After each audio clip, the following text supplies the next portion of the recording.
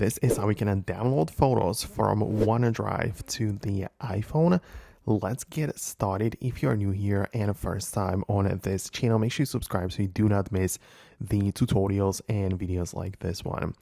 Okay, so essentially you can locate your OneDrive application and open up your either files or photos section. You might have photos stored in both places, but essentially you can go to your pictures as such. If you want to download a specific photo or video, you can open it up in full screen and tap the download arrow and it's going to be saved in your gallery. Or you can as well click on select and select multiple things and download those if you prefer it that way. So when you click on a download, it just means that those media or photos, videos are going to appear in your photos library. What you could also do is to click on a make available offline, which means that the photos and videos will still stay or will be part of the OneDrive app, but you'll be able to access them even without the internet connection. So that is technically downloading photos as well, just for the offline use instead, right? So I guess that could make sense for a lot of people too.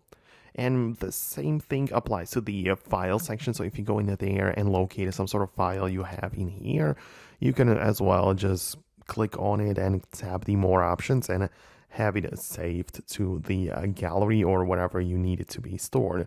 So this is naturally something I've been wanting to show you for some time now. Let me know what you think about that below in the comments. I really appreciate your feedback. Thanks a lot for watching and I hope to see you later in the next videos as well.